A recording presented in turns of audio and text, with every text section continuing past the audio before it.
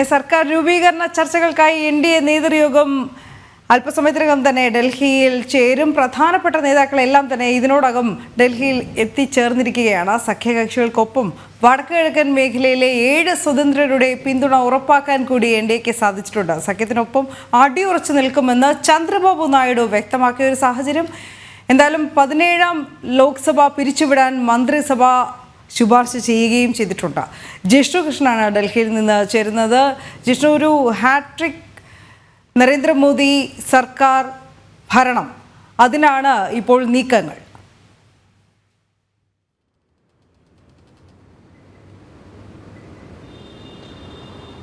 ലോക്സഭാ തെരഞ്ഞെടുപ്പിൽ വളരെ കൃത്യമായി തന്നെ മോദി സർക്കാരിന് 3-ാം ഊഴം ജനങ്ങൾ ജനവിധിയിലൂടെ നൽകിയിരുന്നു. ഇന്നലെ രാത്രി പ്രധാനമന്ത്രി നരേന്ദ്രമോദി BJP ആസ്ഥാനത്തെത്തി അതിന് രാജ്യത്തെ വോട്ടർമാരോട്, ജനങ്ങളോട്, പാർട്ടി പ്രവർത്തകരോട് നന്ദി രേഖപ്പെടുത്തുകയും ചെയ്തിരുന്നു. ഇപ്പോൾ സർക്കാർ രൂപീകരണവുമായി ബന്ധപ്പെട്ട നീക്കങ്ങളിലേക്ക് കൂടി BJP NDA സഖ്യം കടക്കുകയാണ്. അല്പസമയത്തിനകം നിർണായകമായ NDA യോഗം ചേരും. BJPയുടെ മുതിർന്ന നേതാക്കൾ കൂടാതെ JDU, TDP, Lok Janshakti party തുടങ്ങി ഘടകകക്ഷി നേതാക്കളും ഈ യോഗത്തിൽ പങ്കെടുക്കും എന്നുള്ളതാണ് അറിയിച്ചിട്ടുള്ളത്. NDAക്കൊപ്പം തന്നെ അടിയുറച്ചു നിൽക്കും എന്നുള്ളതാണ് തെലുങ്കുദേശം പാർട്ടി നേതാവ് ചന്ദ്രബാബു നായിഡു വ്യക്തമാക്കിയിട്ടുള്ളത്. ഒപ്പം നിതീഷ് കുമാറും NDAക്കൊപ്പം തുടരും എന്നുള്ളത് തന്നെയാണ് വ്യക്തമാക്കിയത്.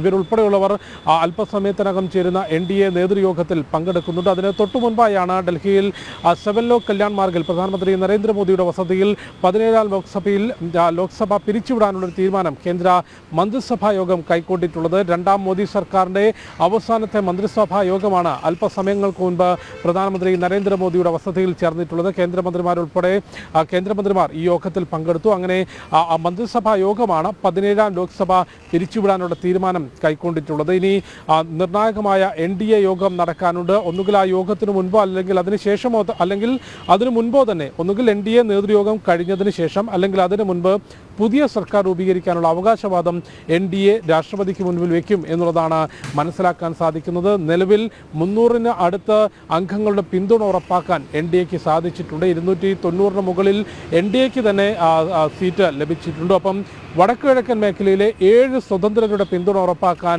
ഇപ്പോൾ BJPക്ക് സാധിച്ചിട്ടുണ്ട്. അവിടെ നോർത്ത് ഈസ്റ്റ് ഡെമോക്രാറ്റിക് അലയൻസിൻ്റെ നേതൃത്വത്തിൽ സ്വതന്ത്രരുമായുള്ള ചർച്ചകൾ അസം മുഖ്യമന്ത്രി ഹിമന്ത ബിശ്വ ശർമ്മ ഉൾപ്പെടെയുള്ളവർ നടത്തിയിരുന്നു. അതിൻ്റെ പശ്ചാത്തലത്തിൽ വടക്ക് കിഴക്കൻ മേഖലയിലെ 7 സ്വതന്ത്രരെ BJP NDA സഖ്യത്തിനൊപ്പം നിർത്താൻ BJPക്ക് സാധിച്ചു. അവരുടെ ഉപാധികളില്ലാത്ത പിന്തുണയാണ് BJPക്ക് നൽകിയിട്ടുള്ള. അത്തരത്തിൽ വളരെ കൃത്യമായി 300 അംഗങ്ങളുടെ ഭൂരിപക്ഷത്തിലായിരിക്കും 3ാം നരേന്ദ്രമോദി സർക്കാർ അധികാരത്തിലേക്ക് എത്തുക, അതിനുള്ള അവകാശവാദം ഉന്നയിക്കുക എന്നുള്ളതാണ് മനസ്സിലാക്കുന്നത്. അതിൻ്റെ നിർണായക യോഗങ്ങൾ ഇന്ന് രാജ്യ തലസ്ഥാനത്ത് നടക്കുകയാണ്. ഒപ്പം ഇന്ത്യ മുന്നണിയുടെ നേതൃയോഗവും ഇന്ന് ഡൽഹിയിൽ നടക്കും എന്നുള്ളതാണ് മനസ്സിലാക്കുന്നത്. 233 സീറ്റുകൾ വരെ ലഭിച്ച ഇന്ത്യ മുന്നണി സർക്കാർ രൂപീകരിക്കുമെന്നുള്ള അല്ലെങ്കിൽ സർക്കാർ രൂപീകരണ ചർച്ചകൾ നടത്തുമെന്ന പ്രഖ്യാപനങ്ങൾ നടത്തിയിരുന്നെങ്കിലും അതിനെ വളരെ പരസ്യമായി തന്നെ ഇതിനോടകം BJP നേതാക്കൾ തള്ളിയിട്ടുണ്ട്. G കിഷൻ റെഡ്ഡി ഉൾപ്പെടെയുള്ള നേതാക്കൾ വളരെ കൃത്യമായി ഇന്ത്യ മുന്നണിക്കുള്ള മറുപടി നൽകിയിട്ടുണ്ട്. ജനങ്ങൾ ഭൂരിപക്ഷം നൽകിയിട്ടുള്ളത്, അതായത് 272 എന്ന സംഖ്യ കടന്നുകൊണ്ട് വളരെ കൃത്യമായ ഭൂരിപക്ഷം NDAക്ക് ജനങ്ങൾ നൽകിയിട്ടുണ്ട്.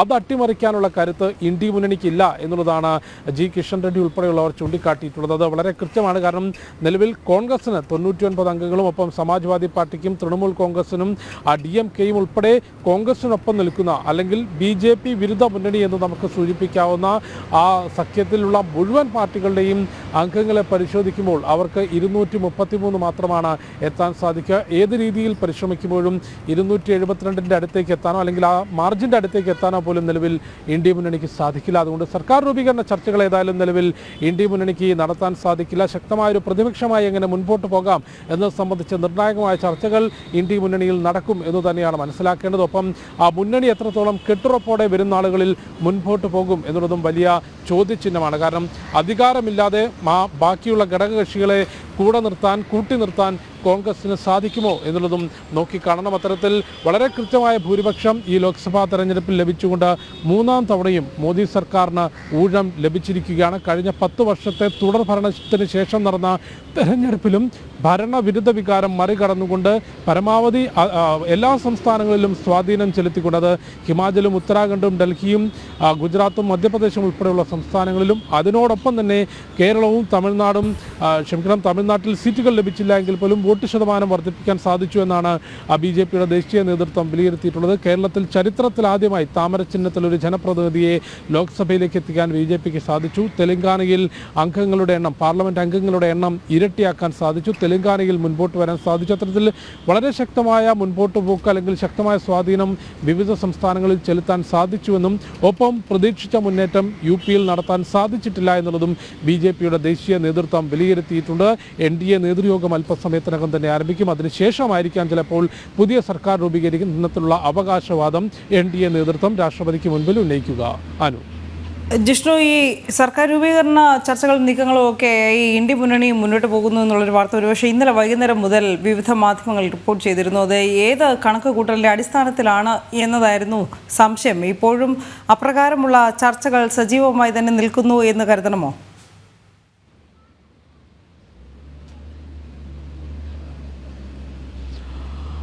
അത്തരത്തിലുള്ള മാധ്യമ റിപ്പോർട്ടുകൾക്ക് ഇന്ന് തെലുങ്കുദേശം പാർട്ടിയുടെ അധ്യക്ഷൻ ചന്ദ്രബാബു നായിഡു വളരെ കൃത്യമായൊരു മറുപടി നൽകിയിട്ടുണ്ട്. വാർത്തകൾക്ക് വേണ്ടി വസ്തുതകൾ വളച്ചൊടിക്കരുത് എന്നുള്ളതാണ് മാധ്യമ പ്രവർത്തകരോട് ചന്ദ്രബാബു നായിഡു ചൂണ്ടിക്കാട്ടിയിട്ടുള്ളത്. ഇപ്പോൾ അനു സൂചിപ്പിച്ചതുപോലെ ഇന്നലെ തെരഞ്ഞെടുപ്പ് ഫലം വന്നതു മുതൽ പല മാധ്യമങ്ങളുടെയും തലക്കെട്ടുകൾ പരിശോധിക്കുമ്പോഴും റിപ്പോർട്ടുകൾ പരിശോധിക്കുമ്പോഴും ഇന്ത്യ മുന്നണി വിജയിച്ചു എന്നുള്ള തരത്തിലായിരുന്നു ഇത്തരത്തിലുള്ള റിപ്പോർട്ടുകൾ പുറത്തു വന്നത്. സർക്കാർ രൂപീകരണ ചർച്ചകൾ നിതീഷ് കുമാറിനെ ഒപ്പം നിർത്തിക്കൊണ്ട് സർക്കാർ രൂപീകരണ ചർച്ചകൾ നടത്തും എന്ന് മാധ്യമങ്ങൾ റിപ്പോർട്ട് ചെയ്യുമ്പോൾ അത് എന്തിൻ്റെ അടിസ്ഥാനത്തിലാണ് എന്നാണ് BJP ചോദ്യം ചെയ്യുന്നത്. കാരണം ഇന്ന് നേരത്തെ സംസാരിച്ചിട്ടുള്ള ചന്ദ്രബാബു നായിഡു ആണെങ്കിലും കിഷൻ റെഡ്ഡി ആണെങ്കിലും നിതിൻ ഗഡ്കരി ഉൾപ്പെടെയുള്ള നേതാക്കളും ചൂണ്ടിക്കാണിച്ചിട്ടുള്ളത് എന്തിൻ്റെ അടിസ്ഥാനത്തിലാണ് പ്രതിപക്ഷ മുന്നണി സർക്കാർ രൂപീകരണ ചർച്ചകൾ നടത്തുക എന്നുള്ളതാണ്. 543 അംഗ ലോക്സഭയിൽ ജനങ്ങൾ ഭൂരിപക്ഷം നൽകേണ്ടത് അല്ലെങ്കിൽ അത്തരത്തിലൊരു ഭൂരിപക്ഷം മാന്ത്രിക സംഖ്യ എന്നുള്ളത് 272 നിലവിൽ മുഴുവൻ ഇന്ത്യ മുന്നണിക്കും 233 എന്ന സംഖ്യയിലെത്താനാണ് സാധിച്ചത്. അതിലും കൂടുതൽ സീറ്റുകൾ നേടി 240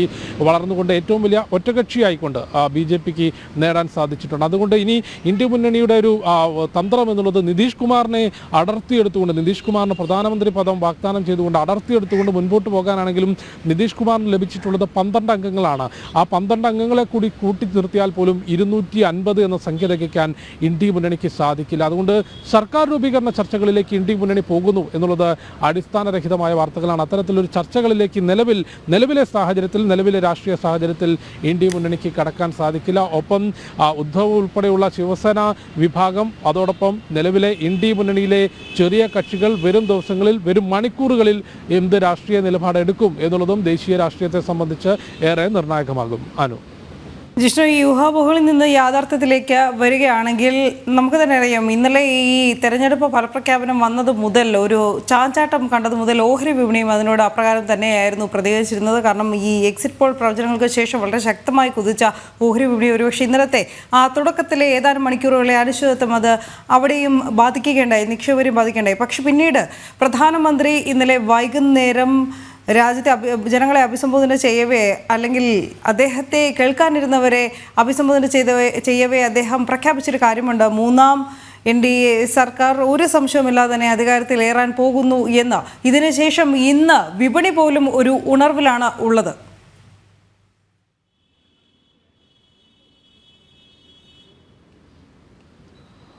ഒരു 3ാം മോദി സർക്കാർ അധികാരമേൽക്കും എന്നുള്ളത് ഇന്നലെ തെരഞ്ഞെടുപ്പ് ഫലത്തിന്റെ അവസാന ഘട്ടത്തിലേക്ക് എത്തിയപ്പോൾ തന്നെ വളരെ വ്യക്തമാണ്. കാരണം NDA മുന്നണി വളരെ കൃത്യമായി 272 കടന്നുകൊണ്ടാണ് ആ തെരഞ്ഞെടുപ്പിന്റെ അവസാന ഘട്ടത്തിലേക്ക് എത്തിയപ്പോൾ നിന്നിട്ടുള്ളത്. അതിനെ വെല്ലുവിളിക്കുന്ന തരത്തിലേക്ക് ഒരു മാർജിനിലേക്ക് എത്താനോ അല്ലെങ്കിൽ 250 കടക്കാനോ പോലും ഒരു ഘട്ടത്തിലും ഇന്ത്യ മുന്നണിക്ക് സാധിച്ചിട്ടുമില്ല. NDA എന്നുള്ളത് തെരഞ്ഞെടുപ്പിന് മുൻപേ തന്നെ രൂപം കൊണ്ടിട്ടുള്ള ഘടകകക്ഷികളാണ്. ഈ തെരഞ്ഞെടുപ്പ് ഫലം വന്നതിന് ശേഷം കക്ഷികളെ ചേർക്കുക അല്ലെങ്കിൽ കൂടുതൽ സീറ്റ് കിട്ടിയ പാർട്ടികളെ കൂടെ നിർത്താനോല്ല. തെരഞ്ഞെടുപ്പിന് മുൻപേ തന്നെ രൂപീകരിച്ചിട്ടുള്ള, തെരഞ്ഞെടുപ്പിനെ നേരിട്ടിട്ടുള്ള NDA മുന്നണിക്കാണ് 290-ലധികം സീറ്റുകൾ ലഭിച്ചിട്ടുള്ളത്. അതുകൊണ്ട് 3ാം മോദി സർക്കാർ ഇന്നലെ വൈകിട്ടോടുകൂടി തന്നെ ഉറപ്പായിരുന്നത്, ഉറപ്പിക്കുന്നതായിരുന്നു രാജ്യതലസ്ഥാനത്ത് BJPയുടെ ദേശീയ ആസ്ഥാനത്ത് പ്രധാനമന്ത്രി നരേന്ദ്രമോദിയുടെ വാക്കുകൾ. എല്ലാ തെരഞ്ഞെടുപ്പുകളും കഴിഞ്ഞ കുറച്ച് വർഷങ്ങളായി തെരഞ്ഞെടുപ്പുകളിൽ വിജയം കണ്ടെത്തുമ്പോൾ അദ്ദേഹം വൈകിട്ട് പാർട്ടി ഓഫീസിലെത്തി പാർട്ടി പ്രവർത്തകരോടൊപ്പം ആ ആഘോഷത്തിൽ പങ്കുചേരുകയും മുൻപോട്ട് എന്തായിരിക്കും എന്നുള്ളത് വളരെ കൃത്യമായ ദിശാബോധം വാഗ്ദാനങ്ങളും നൽകുകയും ചെയ്യാറുണ്ടായിരുന്നു. ഇന്നലെ പ്രധാനമന്ത്രിയും വ്യക്തമാക്കിയത്